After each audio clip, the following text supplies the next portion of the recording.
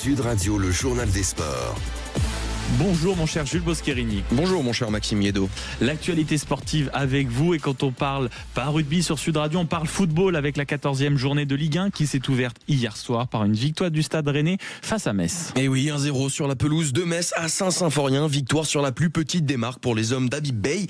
Valentin Rongier qui marque l'unique but de la rencontre sur une frappe sèche à l'entrée de la surface, et on va revivre le but avec les commentaires de nos confrères de Ligue 1+.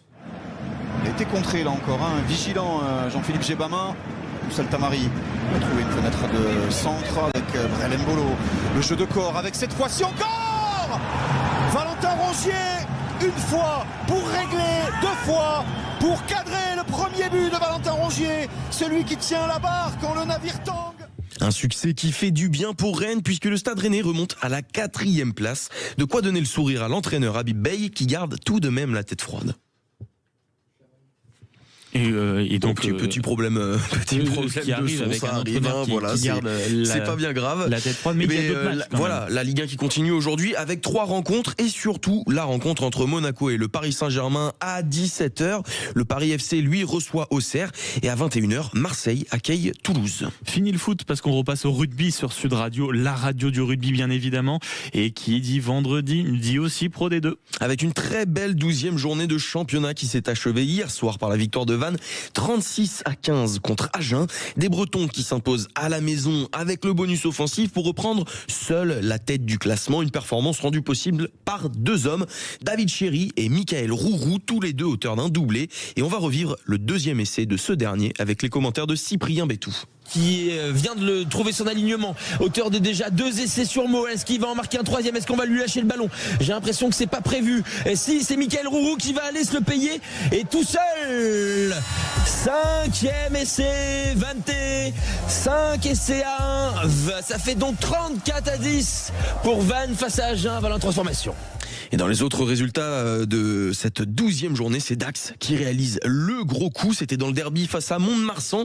Et les Dacois ne se sont pas privés d'humilier leurs adversaires. Un succès qui fait du bien et qui confirme la bonne dynamique des Landais, comme l'explique l'ouvreur Romuald Segui. Aujourd'hui elle est positive, c'est sûr, mais ça va très vite aussi dans l'autre sens, donc je pense qu'on sait d'où on vient. Voilà, on a travaillé, on a connu la première année une très belle année, la seconde qui était plus délicate, et là cette année avec, voilà, je le répète encore, ces 5 points en moins, c'était tout sauf évident, et j'ai l'impression que le caractère du groupe est quand même en train de ressortir, et je pense qu'il faut s'appuyer là-dessus. Et dans cette 12e journée, on notera aussi les victoires de Grenoble et Oyonnax, respectivement face à Biarritz 33-25 et face à Béziers 35-24. Allez, on a fait durer suffisamment le suspense, place au top 14 désormais avec un retour que tout le monde attend, mon cher. Et oui Maxime, celui d'Antoine Dupont qui retrouve les terrains 9 mois après sa blessure au ligament en Irlande lors du dernier tournoi des 6 Nations.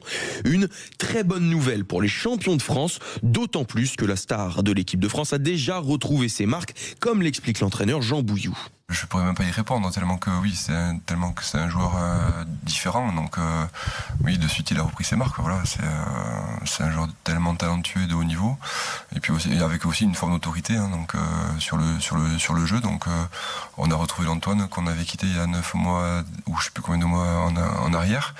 Voilà, et je crois qu'il retrouve vite ses sensations.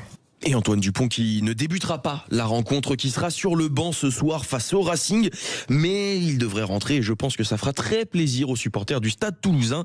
Et dans les autres résultats, la 14e journée de top 14 qui commence dès 14h30 avec Montpellier qui reçoit l'Union Bordeaux-Bègles. Un match importantissime avec une très grosse pression, comme l'explique Enzo Forletta. T'as perdu déjà 2 matchs à domicile cette saison.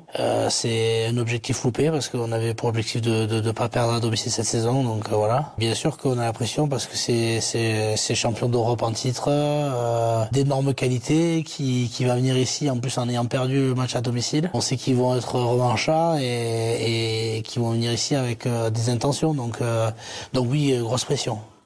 11e journée et pas 14e journée, petite coquille.